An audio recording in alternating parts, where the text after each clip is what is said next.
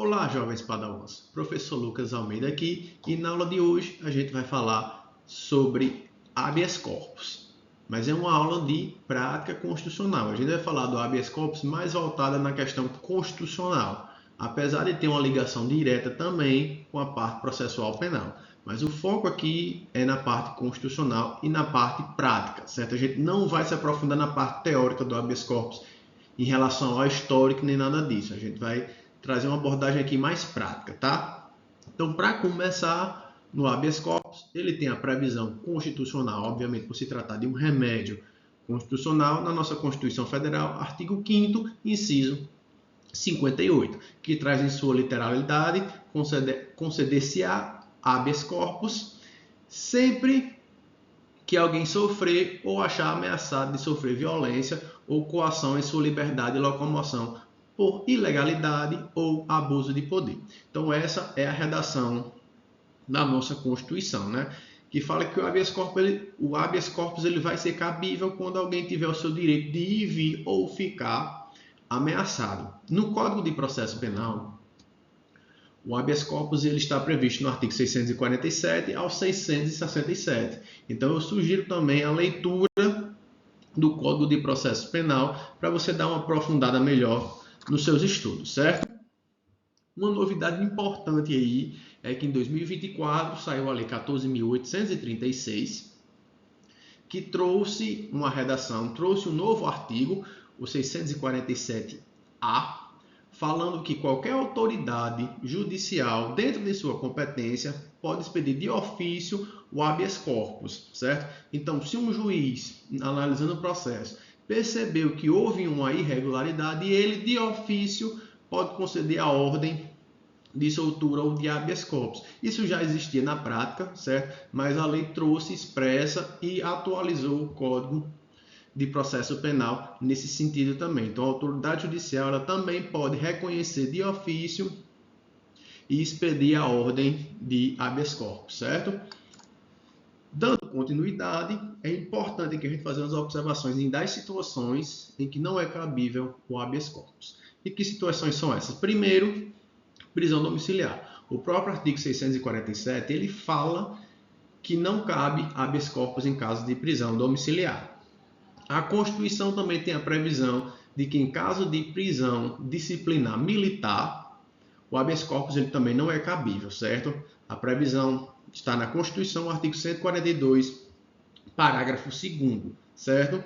E, apesar de óbvio, também não cabe habeas corpus em uma situação em que a única pena cabível é a pena pecuniária, ou seja, não vai haver liberdade de o cerceamento da liberdade de locomoção, apenas financeiro. Apesar de parecer óbvio, o STF sumulou esse entendimento na súmula 693, deixando claro em que nos processos, nas situações em que a única pena cabível é a pena pecuniária, não cabe habeas corpus. Então, fica aí essas observações que pode ser pegadinha em prova também, tá? Sobre o habeas corpus, o próprio artigo na Constituição, se a gente voltar nos nossos slides, a gente vai ver que é sempre que alguém tiver o seu direito coagido ou na ameaça de sofrer esse direito. Então, o habeas corpus ele pode ser preventivo ou ele pode ser repressivo, certo? Quando ele é preventivo, ou seja, quando você está sofrendo a ameaça, mas essa ameaça ainda não foi concretizada, o habeas corpus é preventivo e o juiz vai autorizar uma carta de salvo-conduto. Já se essa ameaça se concretizar, estaremos diante de um habeas corpus repressivo, certo? E aí, para o juiz liberar e considerar o ofício de ordem. O ofício de ordem serve justamente para liberar o paciente. A natureza do habeas corpus, então, ele tem a natureza de remédio constitucional, né, uma garantia fundamental prevista lá no artigo 5º, como a gente já falou no início da aula. Ele é um instrumento processual. Um instrumento processual ele é mais célere, mais eficaz e mais barato também. Ele é mais tranquilo, ele pode ser, a gente ainda vai ver mais adiante que ele pode ser interposto por qualquer pessoa. Então, é um instrumento processual bem tranquilo, certo? E é uma ordem constitucional, ou seja, visa garantir a supremacia da Constituição e a efetividade dos direitos fundamentais. Em relação à finalidade, quais são os objetivos para que serve? Já falamos aqui que é proteger a liberdade de locomoção, mas ele também tem algumas funções, certo? Como a função preventiva, que é evitar a concretização de uma prisão ilegal ou constrangimento ilegal, ou seja, vai evitar. A função repressiva, quando essa coação já aconteceu, então ele vai reparar o dano causado por essa prisão ou constrangimento ilegal. Tem a função cognitiva, que permite o juiz analisar a legalidade da prisão ou do constrangimento que o paciente está sofrendo. Então, aí a função cognitiva é a análise do juiz em relação àquele caso concreto. E, por fim, a função liberatória, que faz Lili cantar, vai conceder a liberdade ao paciente. Então, além da função de proteger essa liberdade, ele tem essas 4 funçõezinhas importantes também, certo? A legitimidade para a interposição do habeas corpus é universal, ou seja, qualquer pessoa, seja incapaz, seja estrangeiro, seja menor de idade, pode impetrar o habeas corpus, certo? Inclusive em favor de terceiros. Quando a gente tem a impetração do habeas corpus em favor de terceiros, a gente tem 3 figuras, então. O paciente, aquele que está sendo ameaçado ou está tendo seu direito de liberdade violado. Então, o paciente, o impetrante, que é aquele que está impetrando de fato o habeas corpus, e a autoridade coautora, o agente que está coagindo o paciente. Então, nós temos essas 3 figuras aí importantes nos polos processuais do habeas corpus, certo? E em quais hipóteses é cabível o habeas corpus? Em quais situações a gente pode impetrar um habeas corpus? O artigo 648 do Código de Processo Penal, ele prevê 7 possibilidades, certo?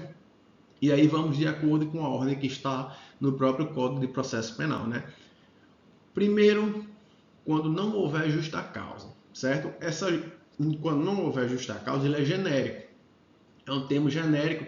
Então, a gente utiliza essa hipótese na fundamentação jurídica do habeas corpus quando não couber nenhuma dessas outras, certo? Então, é residual. Primeiro, a gente analisa se cabe alguma das outras. Se não couber, a gente coloca no inciso primeiro, quando não houver justa causa. Então, no inciso 2, a gente tem quando for preso por mais tempo do que a lei permite, né? Extrapolou o tempo de pena, cabe o habeas corpus, é tranquilo isso aqui também. Quem ordenou a coação foi um agente incompetente, não tinha competência para tanto, certo? Não foi um delegado, não foi um juiz, não foi um promotor que solicitou a prisão, foi um técnico, ou foi alguém que prendeu por conta própria, um particular que prendeu por conta própria uma pessoa. Então, ele não tinha competência. Estou usando esses exemplos só para facilitar, certo? Quando foi cessado o motivo da coação, por exemplo, alguém tem uma prisão preventiva, enquanto durasse lá uma investigação, terminou a investigação, essa pessoa continuou sendo presa. Então, os motivos que ela tinha sido presa já cessaram. Então, essa prisão se torna ilegal e aí há a possibilidade de impetração do habeas corpus, certo? Outra possibilidade é quando houver o pagamento de fiança, a previsão legal permite o pagamento de fiança para liberar o paciente e a autoridade não autoriza esse pagamento ou eleva muito o valor. Cabe também habeas corpus. Quando o processo for manifestamente nulo, houver uma nulidade, essas nulidades estão previstas no artigo 564 do Código de Processo Penal. Sugiro que deem uma lida lá. Então, se houver alguma nulidade processual, também cabe habeas corpus. E, por fim, quando a punibilidade do agente for extinta. Então, quando for um caso de extinção de punibilidade e a ameaça ou ainda estiver sofrendo a coação, ainda está com sua liberdade de ir e vir restrita, cabe também o habeas corpus, certo? E aí, na parte prática, como a gente vai fazer elaborar um habeas corpus, uma petição? O Código de Processo Penal, no artigo 654, no parágrafo 1º, ele dá um manualzinho de como fazer a petição de habeas corpus. E precisam-se de poucos requisitos, certo? No próprio parágrafo 1º do artigo 654, fala que a gente precisa apenas do nome do paciente e do coautor, certo? O nome dos dois, a declaração da espécie de constrangimento, né? Qual é o constrangimento? Qual é a violação à liberdade que ele está sofrendo ali, que seria o fato dos tópicos. Claro que se for um habeas corpus preventivo, tem que dizer quais são as razões que vão justificar o seu temor de ter sua liberdade restrita. A assinatura de quem está impetrando, do impetrante, pode ser do próprio paciente ou pode ser de um terceiro, e o endereço, né, a residência, o domicílio das partes. É apenas isso que o Código de Processo Penal exige para a impetração do habeas corpus. Mas se a gente fizer um paralelo e quiser fazer uma coisa mais completa, a gente pode juntar com o artigo 319 do Código de Processo Civil, que a gente já deu essa aula aqui, então se você ainda não viu, vai lá, acessa o link, pesquise que a gente já deu uma aula sobre petição inicial. Então a gente pode construir um modelo de habeas corpus juntando o artigo 654, parágrafo 1º, com 319 do CPC e fazer um modelo dessa forma aqui que está para vocês, certo? A gente tem um endereçamento, ou seja, indicando qual é o juízo competente para julgar a ação, para qual juízo vai o habeas corpus, a qualificação das partes, né, identificando quem é o paciente, quem é o impetrante e quem é a autoridade coautora, a narrativa dos fatos, contar o que foi que aconteceu, o direito, falar justamente em qual hipótese de cabimento do habeas corpus aquela situação se encaixa, pedido liminar, se houver, geralmente sempre tem, né, porque é um direito que está sendo violado, um direito de garantia, uma garantia constitucional que está sendo violada, então geralmente tem um pedido liminar. E a gente fala dos requisitos da liminar, que estão também no artigo 300 do Código de Processo Civil, que é a probabilidade do direito, o risco de dano e a reversibilidade da medida. Por fim, elenca os pedidos e a assinatura, faz o encerramento da petição. Tranquilo, de boa? Então é isso. A gente encerra aqui a nossa aula sobre habeas corpus na prática constitucional. Espero que você tenha gostado. Se você gostou, deixa seu like. Comente também se tiver alguma dúvida, alguma sugestão aí que a gente pode melhorar nas nossas aulas. Se inscreva também no canal, isso ajuda bastante. E espero vocês na próxima aula.